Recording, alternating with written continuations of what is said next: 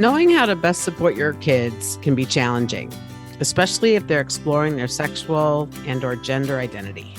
On today's episode of Parenting the Mental Health Generation, we will hear some ways to create a safe, welcoming environment for our LGBTQ plus kids and their friends, and we'll learn how to be their true allies. Welcome. I'm Amy. And I'm Lisa. And we're the hosts of Parenting the Mental Health Generation. It's difficult to know the, quote, right things to say and do to support our kids. And we sometimes make mistakes despite our best intentions. Here, we lay it all out together and discuss the topics that concern us on our parenting journeys. Today, we're speaking with Lizzy Appleby, a licensed clinical social worker at Youth Services of Glenview, Northbrook. There, Lizzy oversees a number of programs, including the Pride Youth Program for LGBTQ plus youth. Lizzy is here to share with us some of the wisdom she's accrued through many years of working with the LGBTQ plus community. She'll help us better understand some of the newer terminology, changes we're seeing in identity exploration, and how parents can help their young ones feel most accepted, loved, and supported on this journey. So put in your earbuds and take this 30 minutes for you. Join our conversation with Lizzy Appleby. Hello, Lizzy. Thanks for being with us today. Hi, thanks for having me. We are very excited to dive right in here. And we actually wanted to start with some basics. I think it'll be helpful both for us and hopefully for our listeners. As we were putting that intro together, we realized, there's lots of different ways that people refer to this community, LGBT, LGBTQ, sometimes some other letters are added. And we wanted to get your thoughts on what is the most up-to-date way to refer to this population. It's such a great question. And the short answer is it depends on who you ask. And also all of it is okay.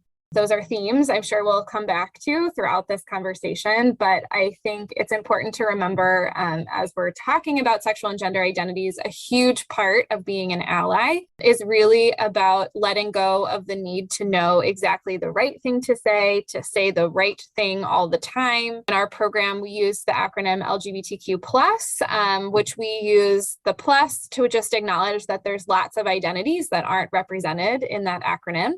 Most people are familiar with the LGBT, so lesbian, gay, bisexual, and transgender. We use the Q to stand both for questioning and also for queer.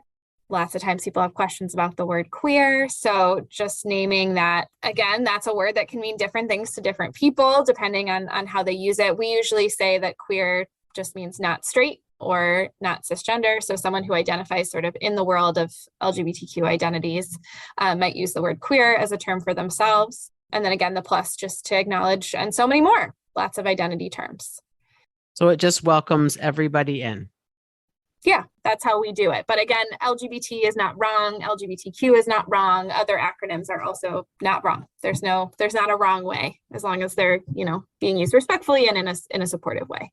Can I ask you also about pronoun usage and the most affirming way to go about that? Do we ask people what their pronouns are when they first meet them? And how do you advise around that more logistical piece?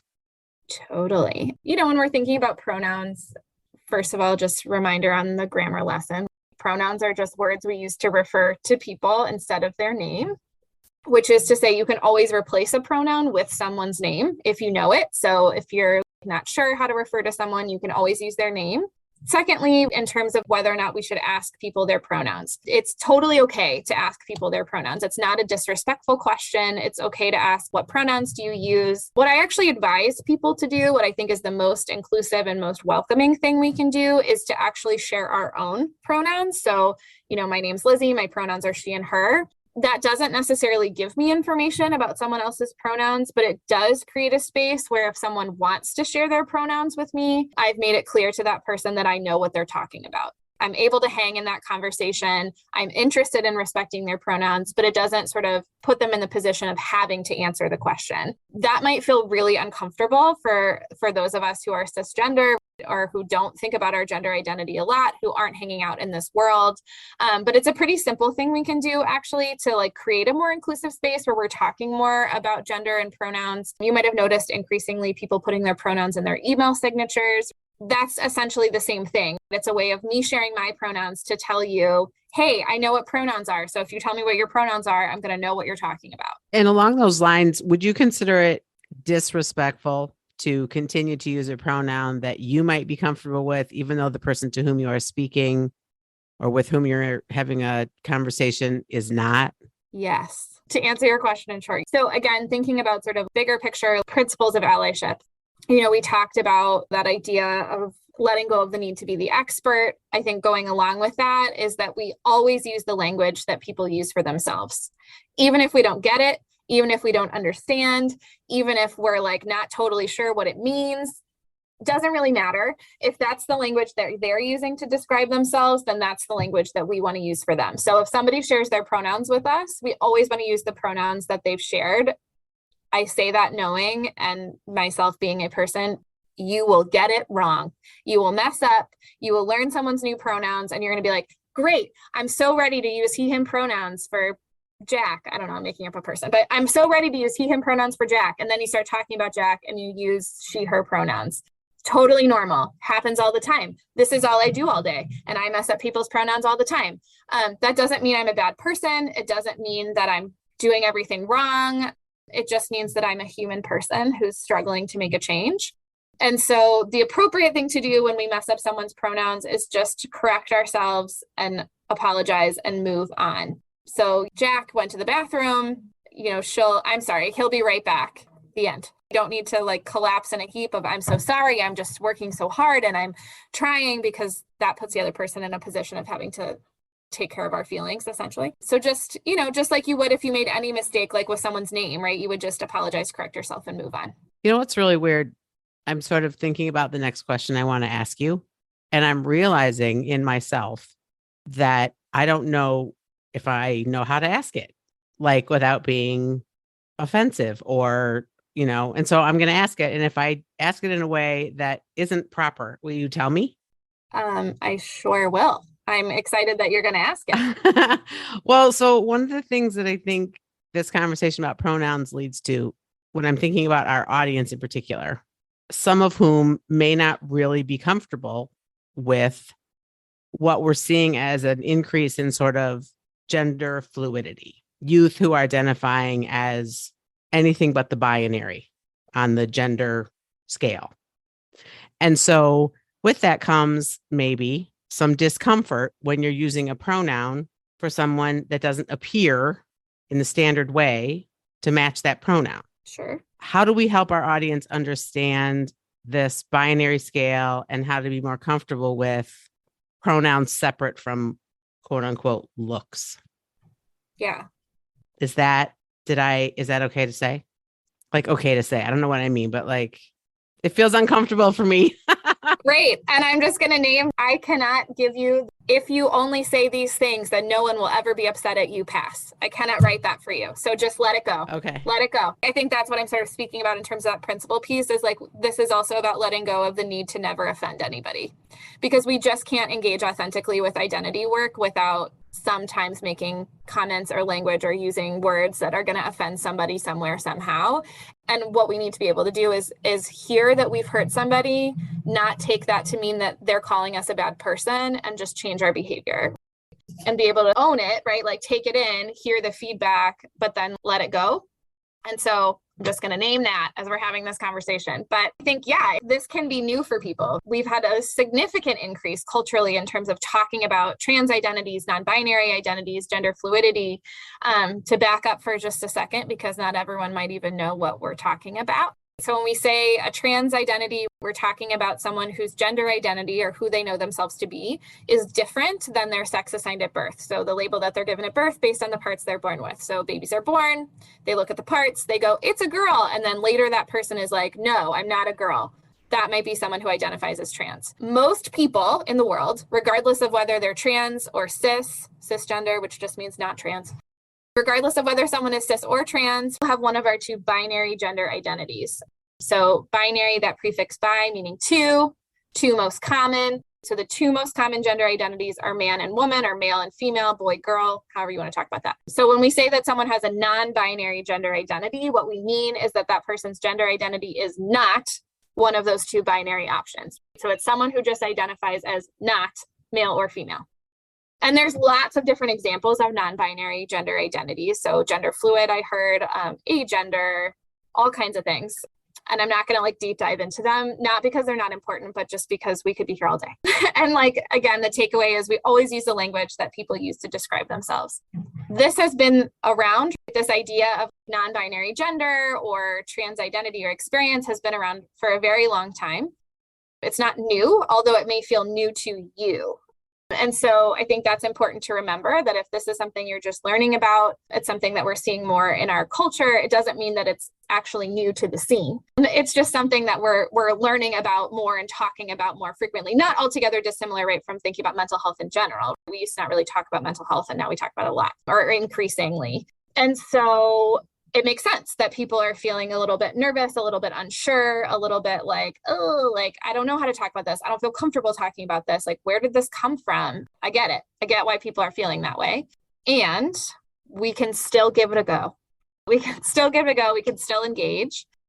It is true that we're seeing an increasing number of young people identifying in these non-binary identities. So again, where I said that most people, regardless of whether they're cis or trans, identify with one of those two binary options, the proportion of people who identify as non-binary increases as people get younger. So looking at the general LGBTQ adult population, it's about 11% that identify as non-binary, but looking at young people specifically, so thinking about 13 to 24, it's about 26%.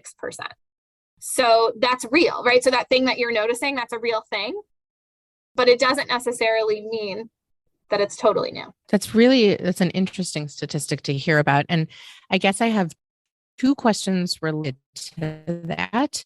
The first one is, what do you think is in part being attributed to the fact that so many more of our young people are identifying as non-binary? And I guess I'll ask my second part after. Yeah, I think it's such a good question, right? I mean, obviously I don't totally know, but I can throw out some hypotheses that I have, because I think this feels very parallel in a lot of ways to what we see with coming out ages of young people in regards to sexual orientation or identity. So what we're talking about right now, right, this is about gender, but which is really the T in the acronym. But if we're looking at sexual orientation, there's also some really interesting data showing the coming out ages of young people decreasing over time. So for example, whereas in 1990, the average coming out age might have been 25, now we're seeing the average coming out age in terms of someone coming out as gay as more 14. And so there's sometimes this feeling of oh my God, where did all these gay kids come from? But it doesn't necessarily mean that there are more of them. It means that they're accessing language to describe their experience at an earlier age. And so I imagine that there's a very similar thing happening here as well, right? So as there's more cultural conversation around non-binary identity and non-binary experience, young people are hearing that conversation and finding those words to describe their experience much earlier than they might have done previously. And so it doesn't mean that there wasn't anybody who was having these thoughts or these feelings or these experiences, but maybe we now have a different language to use to talk about it. And young people have access to that language in a way that's different than how they might have previously. And perhaps, and I hope this is true, although I don't know that we can say for certain, we're getting better at being more accepting of it. So they not only do they have access to the language, but they're just feeling more comfortable doing it too. 100%. Yeah, which is great. The second part of my question is, especially given that stat that you had shared about the percentage of young people identifying as non-binary relative to middle-aged adults. That's one of the things that comes up often for the parents that I work with that are struggling to change their pronoun usage for their young ones, is but is this just a phase? And, especially if those pronouns are changing frequently, it was she, her, and then one day it was I'm, they, them. And then a couple months down the line, it's actually I'm, he, him.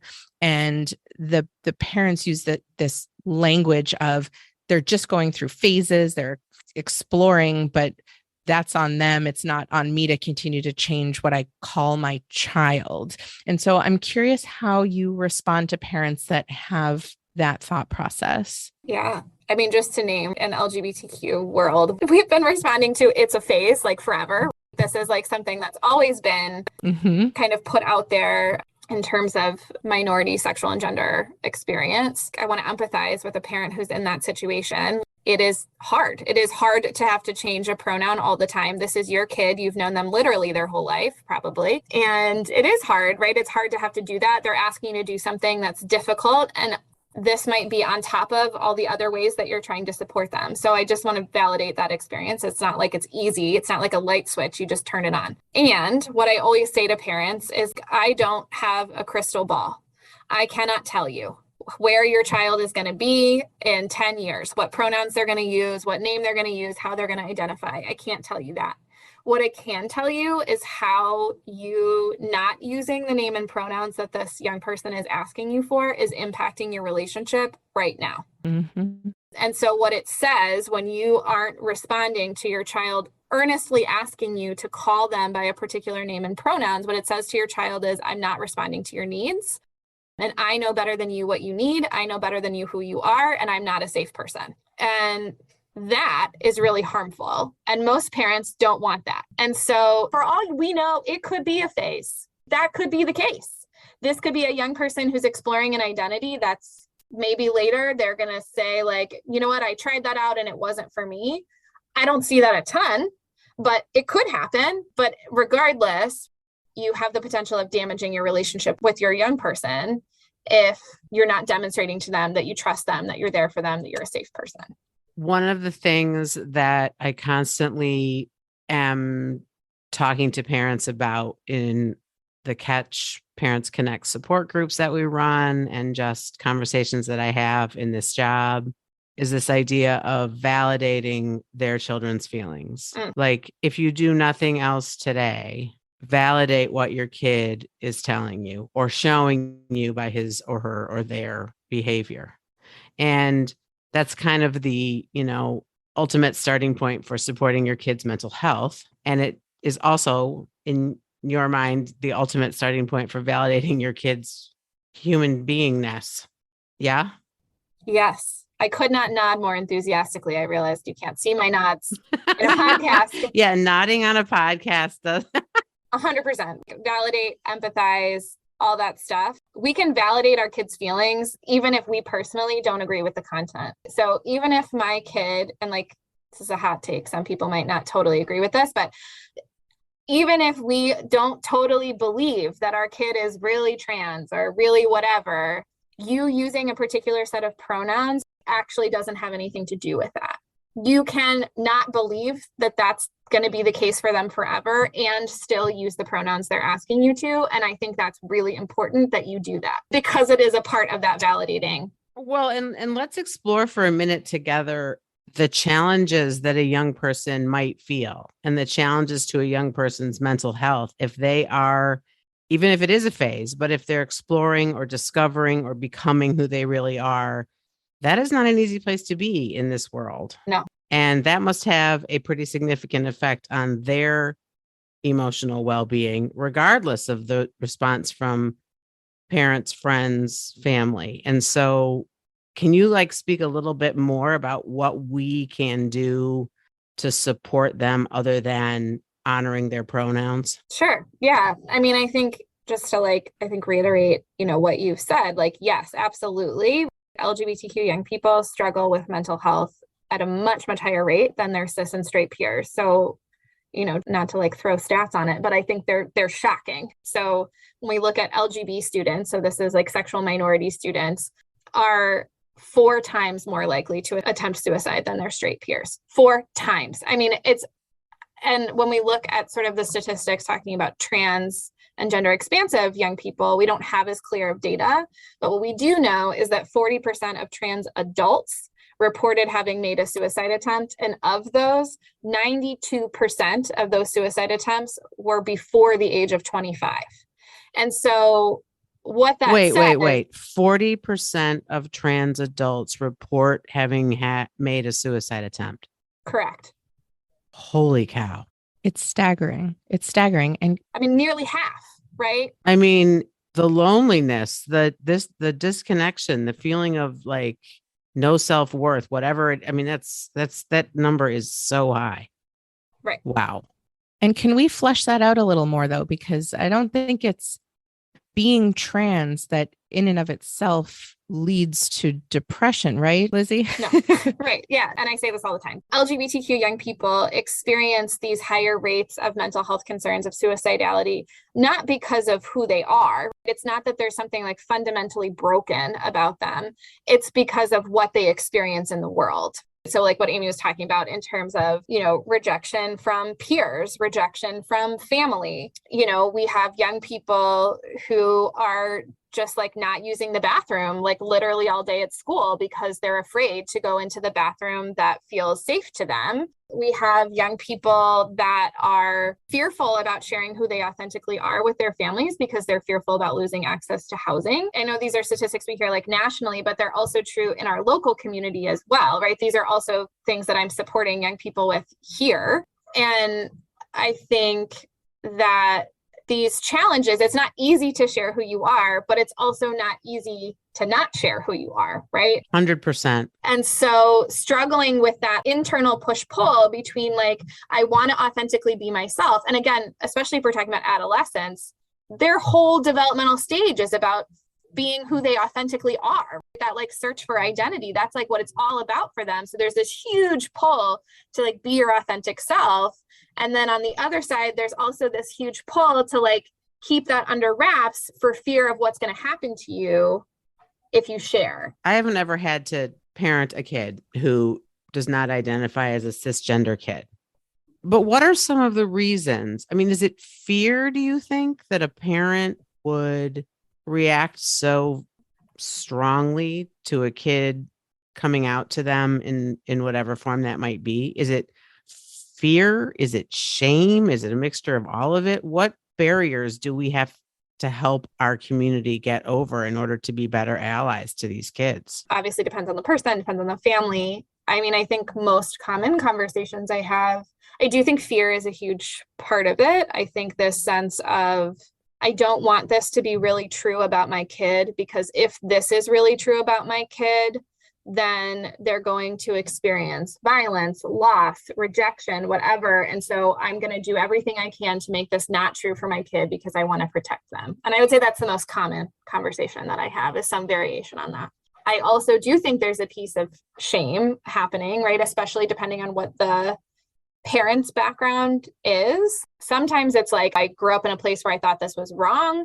So the fact that this is happening for my kid, what did I do wrong as a parent to cause this to happen?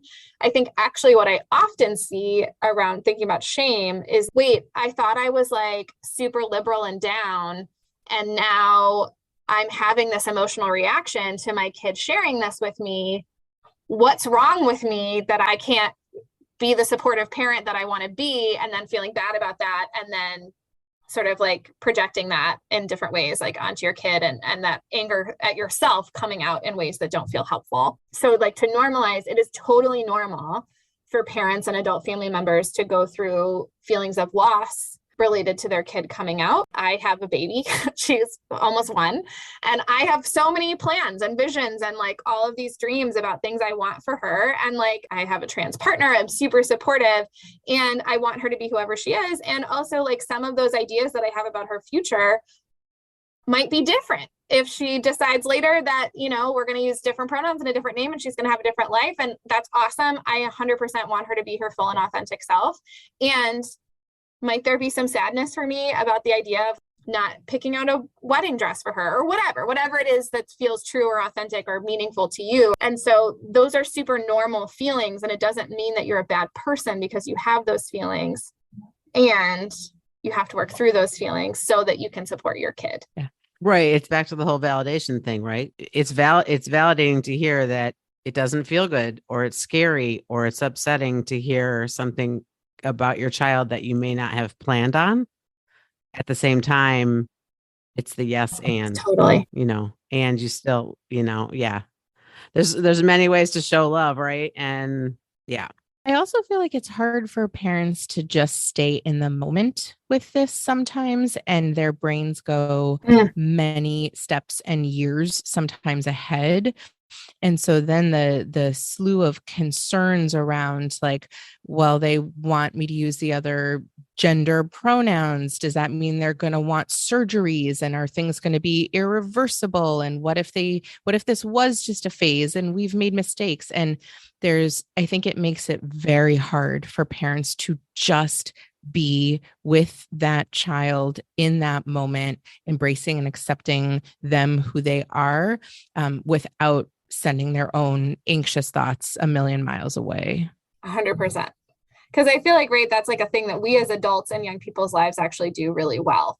Something that is helpful about adults in young people's lives is that we can sort of look out a little bit into the future, project into the future, imagine things that are going to happen. So like, we set boundaries for our kids, like curfews, or they have to be home at a certain time, or like, no, you can't spend all your spare time with your friends because you also need to spend time on your homework, because I'm looking out for your future and I'm thinking about these future things. And that's like totally awesome and appropriate and helpful.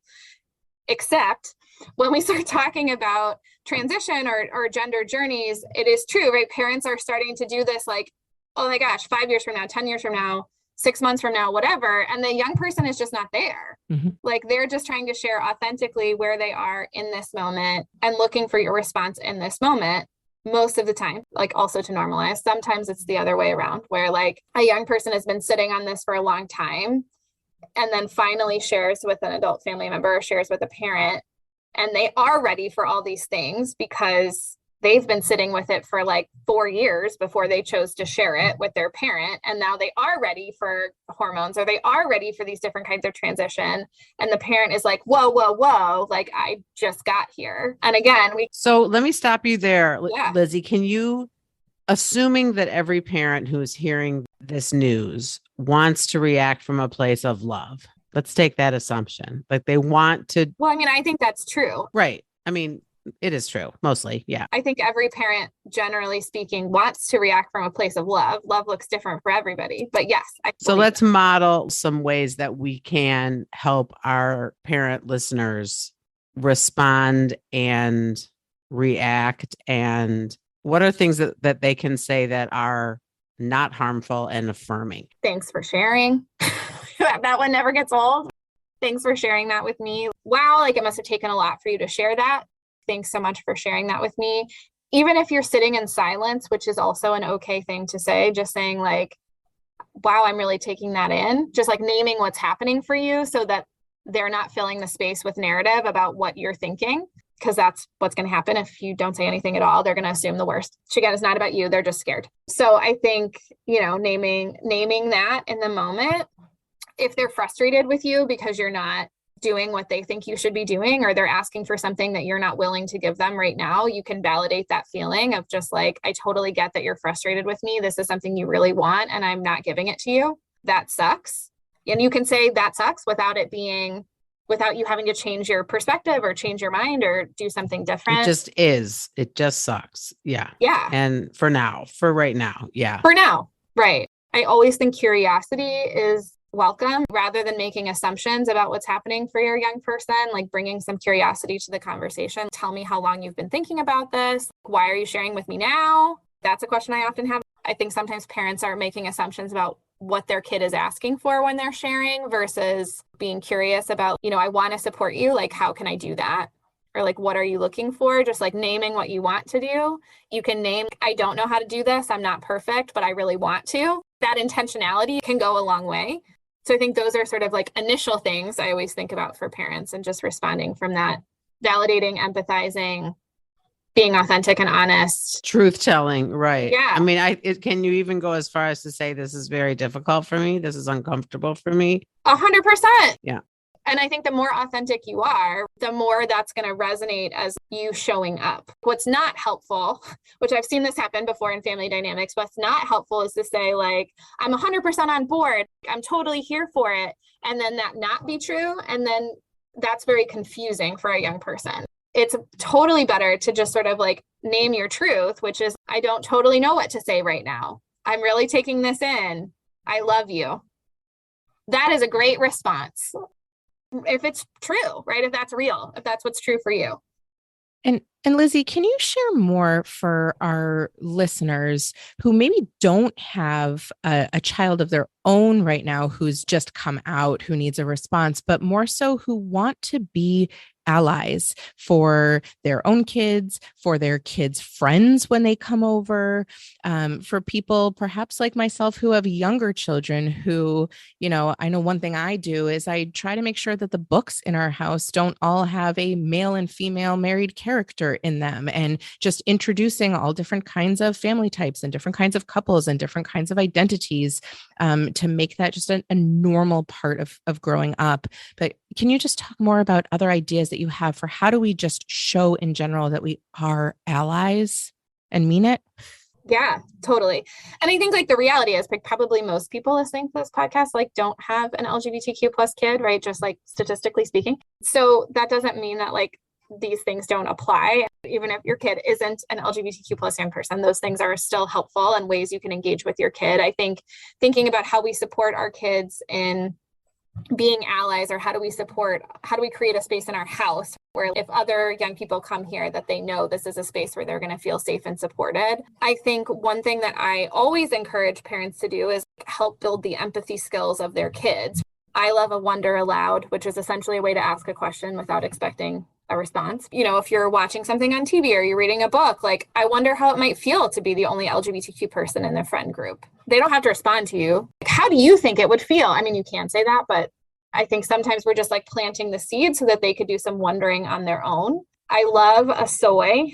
This is one of my go-tos. So it's just like an acronym or a sentence structure. So some people, other people, you might. So let's say you're talking about crushes with your older elementary school kid. And you can say like, some people have crushes on girls, some people have crushes on boys, other people have crushes on boys and girls. Like you might have crushes on either of them or both or neither, and just sort of like putting it out there is like, there's lots of ways to be. It's just a really good way to sort of hold that non-judgmental perspective. And then I also think about like the last piece of this, right, which is like being clear about what is and isn't okay in our house. What is and isn't okay in terms of language, what is and isn't okay in terms of behavior. So let's say, for example, your middle schooler has all their friends over and they're like all hanging out, and you hear one of them like say like, oh, that's so gay. This could be scandalizing to you as a parent because you're like, my kid's inclusive. They would never do this. And like you've known these kids since they were 3 and they're all really good kids. And so you're just like, oh my God, like, I can't believe this is happening. But you're like, they're good kids. So like, maybe I just won't say anything. Like, no, like this is a great moment to be like, whoa, I'm really surprised to hear you say that. And you could just leave it there. Or you can say like, I'm really surprised to hear you say that. We don't use language like that in our house. Can you find a different word? And you don't need to like belabor the point. You don't need to like call this kid's parent. You don't need to, whatever. But that's true, right? You're probably authentically surprised to hear this kid who you know to be a wonderful and respectful and lovely young person say something so hurtful. And just like saying that out loud reflects to that young person, hey, I see you, I hear you, and sets the boundary of this is not how we talk about people in this house. That sort of interpersonal, catching that in the moment, like that stuff is really important, I think, in terms of changing our culture. I love that. Do you feel as though in our community and in similar communities, there are increasing number of quote unquote safe places where LGBTQ kids can be when they're exploring, I guess is the word we're using, their identities?